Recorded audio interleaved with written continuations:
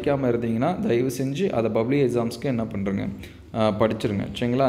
ஏன்னா அது வந்து கொஷின்ஸ் வந்து கஷ்டமாக இருக்குது, என்னால் படிக்க முடியாது அப்படின்னு சொல்லிட்டு விட்டீங்க அப்படின்னா அது ரொம்பவே கஷ்டமாயிடும். ஸோ பப்ளிக் எக்ஸாம்ஸு நீங்கள் ஈஸியாக ஆன்சர்ஸ் பண்ணால் அது எல்லாமே பாருங்கள்.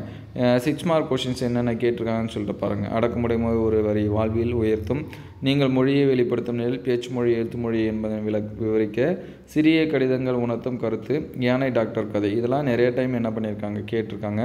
ஸோ ஒரு சில டிஸ்ட்ரிக்டோட கொஷின்ஸ் எல்லாமே கம்பேர் பண்ணி பாருங்கள்.